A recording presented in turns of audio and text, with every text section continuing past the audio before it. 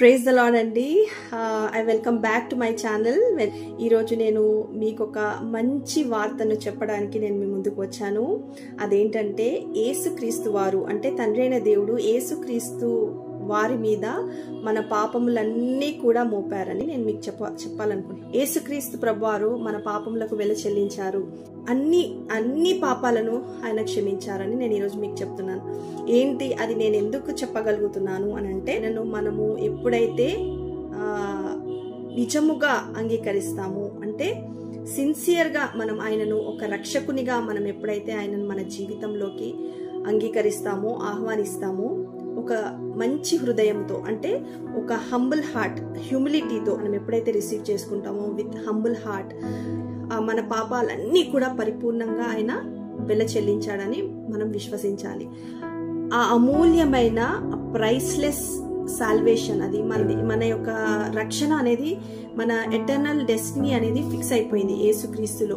So మనకి నిత్య జీవము కలదు. యేసుక్రీస్తులో మనకు నిత్య జీవము కలదు.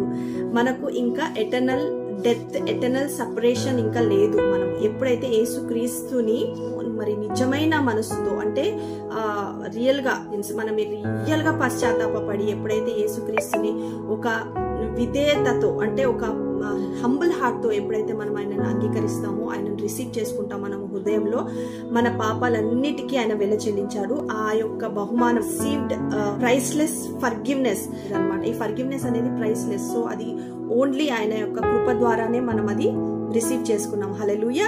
So it is secured. మన యొక్క రక్షణ అనేది మనము పోదు, ఇంకా మన రక్షణ ఎన్నడూ కూడా పోదండి. మన రక్షణ అనేది ఎటర్నల్ డెస్టినీ అనేది ఒకసారి ఫిక్స్ అయిపోయింది. పరలోక రాజ్యములో మన యొక్క స్థానం అనేది మన కొరకు ఉంచబడింది అనమాట. సో అది మనకెన్నడూ కూడా మనం పోగొట్టుకోము. సో ఆ యొక్క రక్షణ అనేది పోదు, అది మనకు ఉచితముగానే ఇవ్వబడింది యేసుక్రీస్తుని విశ్వసించడం ద్వారా. ఎటర్నల్ డెస్టినీ అనేది ఫిక్స్ అయిపోయింది. సో మన దగ్గర నుంచి ఆ రక్షణ అనేది మనకెన్నడూ కూడా పోదు. By the blood of Jesus Christ now our eternal salvation ఈ సెక్యూర్డ్. మన యొక్క ఎటర్నల్ సాల్వేషన్ అనేది సెక్యూర్ అయిపోయింది. సో ఇది మటుకు ఫస్ట్ మనము మన మనసులో, మన హృదయంలో రాసుకోవాలి. హల్లెలూయా. కానీ మన యొక్క ఎవ్రీడే రిలేషన్షిప్ అంటే ఎవ్రీడే వాక్ అనేది చాలా మ్యాటర్ చేస్తుంది మన జీవితంలో. మనం ఎవ్రీడే ఆయనతో నడుస్తున్నామా లేదా, ఎవ్రీడే ఆయనతో ఇంటిమేట్ రిలేషన్షిప్ కలిగి ఉన్నామా లేదా అనేది చాలా మ్యాటర్ చేస్తుంది. మనం ఎప్పుడైతే యేసుక్రీస్తుని మన సొంత రక్షకునిగా అంగీకరిస్తామో అప్పుడు now we are in relationship with heavenly father. మనం ఎప్పుడైతే యేసుక్రీస్తుని అంగీకరించామో మనం వెంటనే మనకు దేవునితో సహవాసం, తండ్రి అయిన దేవునితో సహవాసం కలిగి ఉండే అవకాశం మనకు వస్తుంది. ఎందుకంటే యేసుక్రీస్తు ద్వారా మనము ఆయన కుమారులుగా చేయబడ్డాము. హల్లెలూయా. సో ఇప్పుడు మనము దాసులము కాదు, ఎందుకంటే మనము క్రీస్తు నందు తండ్రి అయిన దేవుడు మనల్ని కుమారులుగా, కుమార్తెలుగా అవడానికి మనకు అవకాశం ఇచ్చాడు ఇంకా. సో నౌ మనం ఎవ్రీ డే యేసయ్యతో నడవడం చాలా ఇంపార్టెంట్. ఎప్పుడైతే మనం యేసుక్రీస్తుని అంగీకరిస్తామో అప్పటి నుంచి మనము ఆయన రిలేషన్షిప్ లో ఉన్నాం అనమాట. యేసుతో రిలేషన్షిప్ కలిగి ఉన్నాం, తండ్రి అయిన దేవునితో రిలేషన్షిప్ కలిగి ఉన్నాం. కానీ మనము ఒక్కటి తెలుసుకోవాలి, ఏంటంటే మనము ఈ శరీరంలో ఉన్నాము. సో ఆత్మతో మనం ఆయనతో సహవాసం చేస్తున్నప్పటికీ కూడా మనము ఎప్పుడైతే యేసుక్రీస్తు అంగీకరించగానే తండ్రి అయిన దేవుడు పరిశుద్ధాత్మ ద్వారా మనతో సహవాసం కలిగి ఉంటాడు. సో పరిశుద్ధాత్మ ద్వారా సహవాసం కలిగి ఉన్నప్పటికీ కూడా మనం శరీరంలో ఉన్నాం కదా. సో ఆ శరీరంలో ఉండడం ద్వారా మనము అనేక సార్లు మన యొక్క శరీర బలహీనతల వలన మనము తప్పులు చేస్తూ ఉంటాం. అనేక సార్లు మనము బలహీనతల్లో పడిపోతుంటాం, పాపంలో పడిపోతూ ఉంటాం.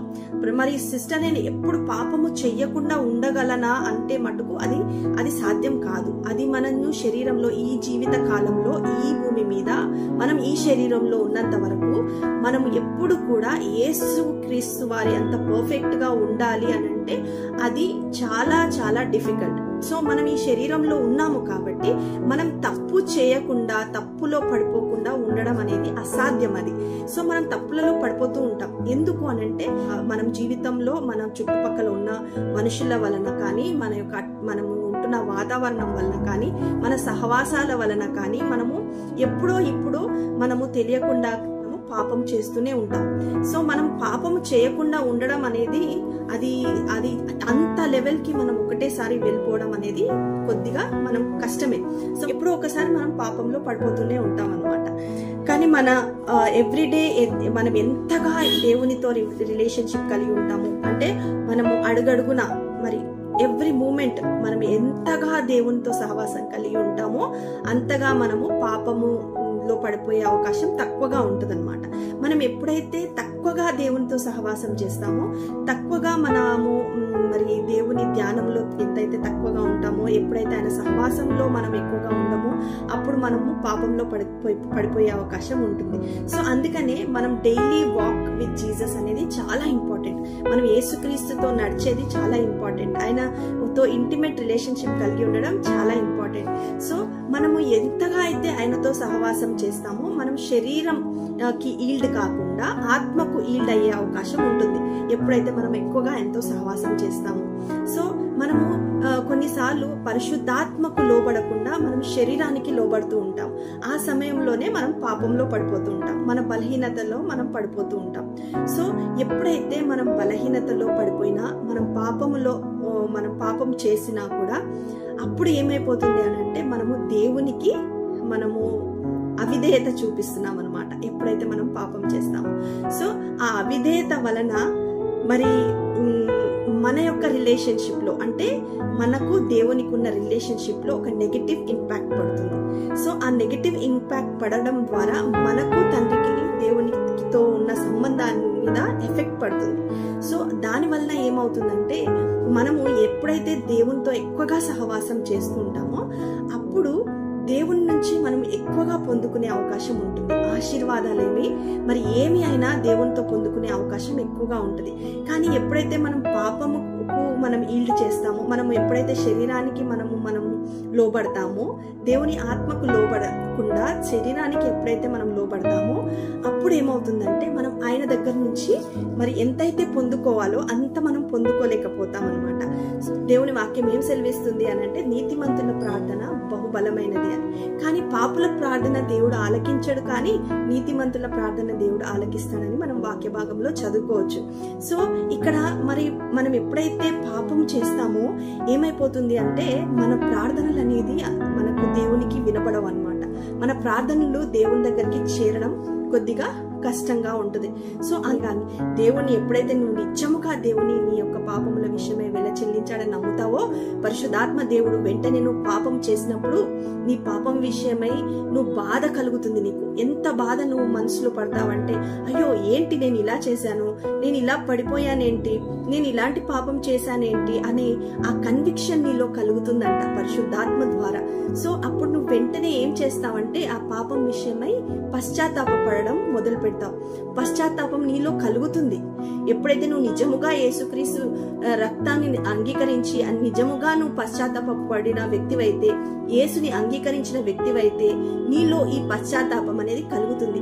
ఆ పశ్చాత్తాపం కలిగినప్పుడు వెంటనే నువ్వేం చేస్తావంటే ఆ పాపం విషయమే నీలో హృదయంలో పశ్చాత్తాపం కలుగుతుంది. అప్పుడు మళ్ళీ నీకు ఆ పాపం చేయడానికి మనసు రాదు. సో అప్పుడు నీ దేవుని యొక్క కృప నీలో నుండి పనిచేసి ఆ ఏ బలహీనతలో నువ్వు పడిపోయావో, ఏ పాపంలో అయితే నువ్వు పడిపోయావో దాన్ని ఓవర్కమ్ చేసే సామర్థ్యం కూడా పరిశుద్ధాత్మ దేవుడు నీకు కలుగజేస్తాడు. హల్లెలూయా. ఆ తర్వాత you will get back to God. మళ్ళీ నీవు దేవుని దగ్గరికి మరి సమీపంగా వెళ్ళడం జరుగుతుంది. అప్పుడు మళ్ళీ నీ యొక్క రిలేషన్షిప్ తండ్రి అయిన దేవునితో రిస్టోర్ అవ్వడం జరుగుతుంది. హల్లెలూయా. సో నువ్వు ఎంతగా అయితే దేవునితో నీ సంబంధం రిస్టోర్ చేయబడుతుందో అంతగా నువ్వు దేవుని దగ్గర నుంచి పొందుకోవడం జరుగుతుంది అన్నమాట. నీ జీవితంలో నీ ఆశీర్వాదాలేమి మరి నీ ప్రార్థనలకు జవాబేమి మరి దేవుడు ఇవ్వడం మొదలు పెడతాడు. హల్లెలూయా. మరి ప్రార్థనలు ఆలకించబడకపోవడానికి మరి నీ యొక్క ఆశీర్వాదానికి మరి ఎటర్నల్ డెస్టినీకి సంబంధం లేదండి. నేను అందుకే చెప్పాను మీకు ఏంటంటే మన పాత పాపాలేమి, చేయబోయే పాపాలేమి, ప్రస్తుత పాపాలేమి అన్ని కూడా క్షమింపబడ్డది అని నేను ఎందుకు రూఢిగా చెప్పగలుగుతున్నానంటే ఈ రోజు నీ యొక్క ఎటర్నల్ డెస్టినీ అనేది యేసుక్రీస్తులో సెక్యూర్ చేయబడింది. సో నువ్వు నీ పరలోక స్థానం, నీ పరలోక రాజ్యంలో నీ స్థానము మరి ఇంకా ఎన్నడూ కూడా పోదు. సో నీ యొక్క సాల్వేషన్ అనేది నువ్వు పోగొట్టుకోవు. నువ్వు ఉచితముగా పొందుకున్నావు కాబట్టి, నీ క్రియల ద్వారా పొందుకోలేదు కాబట్టి నీ యొక్క రక్షణ అనేది కూడా అది free gift. It is a free gift of forgiveness. దేవుని నుండి ఉచితముగా నువ్వు మరి ఆ యొక్క ఫర్గివ్నెస్ ని రిసీవ్ చేసుకున్నావు కాబట్టి అది ఎన్నడూ కూడా నీ యొక్క పరలోకంలోకి ఎటర్నల్ డెస్టినీకి కానీ మరి నీ యొక్క సాల్వేషన్ కి కానీ ఇంపాక్ట్ ఉండదు.